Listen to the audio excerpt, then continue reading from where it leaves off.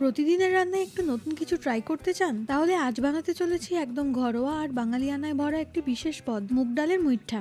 সহজ উপকরণে তৈরি, হালকা আর স্বাদে ভরপুর এই রেসিপি গরম ভাতের সাথে একেবারে জমে যাবে। চলুন দেখে নেওয়া যাক কিভাবে বানানো যায় এই দারুণ ঘরোয়া রেসিপি। সবার ফার্স্টে মুগ ডালটাকে 1 ঘন্টা মতো ভিজিয়ে রেখেছিলাম, যাতে ডালটা নরম হয়ে যায়। এটাকে আমি পেস্ট করে নেব। আমি মিক্সচার গ্রাইন্ডারে করছি, তোমরা শিলেও বাটতে পারো।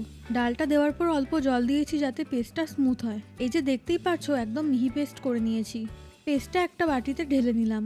এরপর সাথে দিচ্ছি নুন, হলুদ গুঁড়ো, শুকনো লঙ্কা গুঁড়ো, কারি পাতা কুচি, অল্প জিরে গুঁড়ো আর গোলমরিচের গুঁড়ো। এটাকে ভালো করে মেশাচ্ছি। এখন দিচ্ছি অল্প হিং, এতে অল্প জল দিচ্ছি। আর একটু মিশিয়ে নিয়ে এখন দেবো বেসন। বেসন দিয়ে মিক্স করার পর টেক্সচারটা দেখো অনেকটাই ঠিক হয়ে গেছে, তাই আর একটু জল অ্যাড করলাম। হাতে করে মেশাচ্ছি এবার, যাতে কোনো জায়গাতে জমে না থাকে। আর হাতে মিক্স করলেই বেশি ভালো হয়। এখন দেখো টেক্সচারটা কেমন হয়েছে, এরকমই টেক্সচারটা রাখতে হবে। যাই হোক, ব্যাটারটা বানানো কমপ্লিট। অন্যদিকে আলু সেদ্ধ করে সেটাকে ম্যাশ করে নিয়েছি। তার মধ্যে দিলাম বাদাম কুচি, গোলমরিচ গুঁড়ো, ম্যাগি মশলা, গরম মশলা গুঁড়ো আর নুন। ভালো করে মেখে নেব।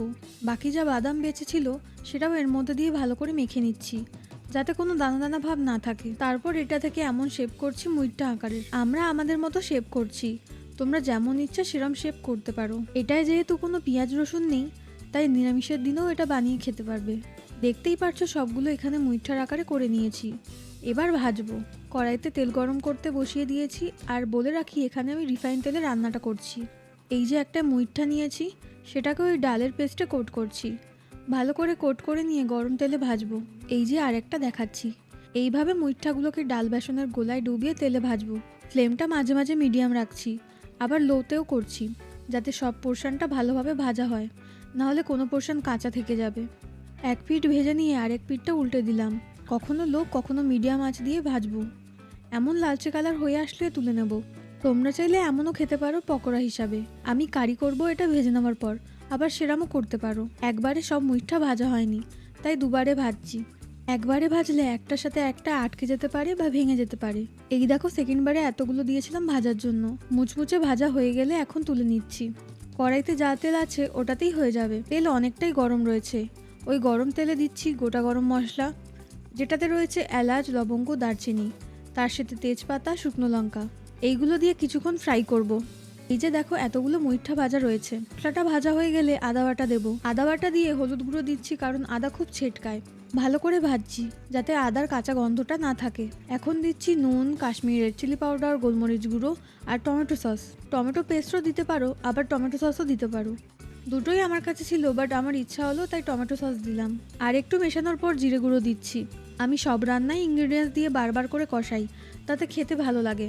এখন জল দিচ্ছি, যাতে মশলাটা ভালো করে কষানো যায়।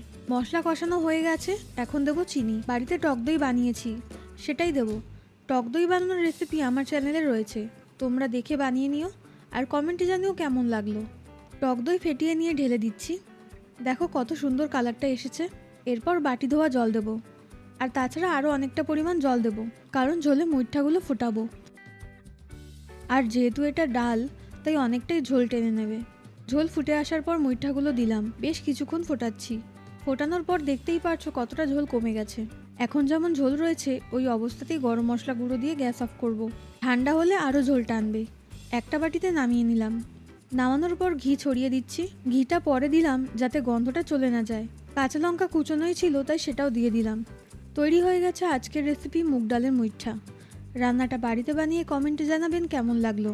ভিডিওতে like, share, comment and subscribe করতে ভুলবেন না। দেখা হচ্ছে পরে ভিডিওতে। Bye bye.